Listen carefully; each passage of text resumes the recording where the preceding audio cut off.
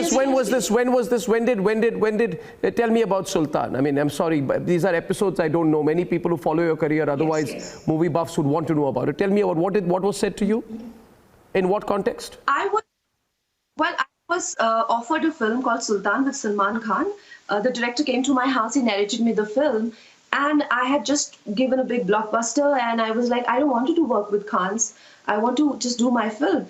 So Aditya Chopra, I had a meeting with him. I just wanted to be a little bit more apologetic. And he was fine at the time. And he did not seem at all bitter or anything. But then this news came out that I said no to Sultan. And that's the time he messaged me. He's like, how dare you? You say no to me, and then you go to press and you say no to. I said no to Fairness Scream. I said no to Khans. I am a girl from a village. It's an achievement for me. Why should I hide it? He's like, you know what? You are finished. Who said that to you? Aditya Chopra said that to you? Yes. Raj Kapoor and Aditya Chopra. He was very much okay to go ahead on his own and do his work. After a few years struggle, he gave a huge hit called Dhoni. Now, Aditya doesn't work with him, but his best friend, his childhood friend, Karan Johar, comes into the picture very strategically. He hires him, and then he shoots for this film for 3 years, and then he declares to the world that such a flop star, I can't sell the film to exhibitors. Someone who's belonging to this film industry for the last 14, 15 years, and I have started my small studio. I have also directed a film, delivered a film, released a film. I want to know how, in which circumstances, after a blockbuster delivery of a Dhoni, Karan Johar doesn't have a buyer for a film called Drive? How does that work? Let's have a conversation with exhibitors and producers. Let's have it on your show. I want to know the business mathematics and the financial mathematics of it. How? Because today, even I can release a film in 1,000 prints whenever Corona is not there.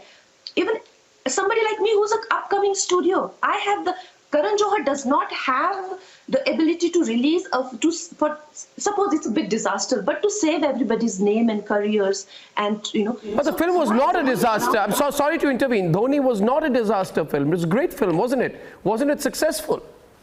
Dhoni was a big hit. It came in theaters, but a film called Drive did not come in theaters, which Karan Johar made with Sushant. He dumped it.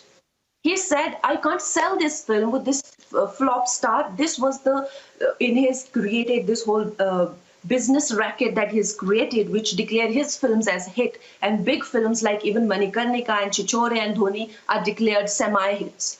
So his whole circle started to print and spread these rumors that Sushant is finished. And now this is on public domain.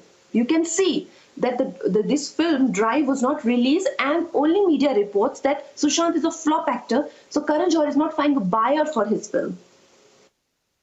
And then he was probably okay with that as well. Now last year he has given, do you know, Chichore is a bigger hit than Gully Boy.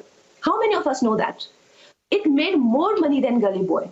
And investment and return proportion, Gully Boy is just a break-even film. How many of us know that? We don't know it.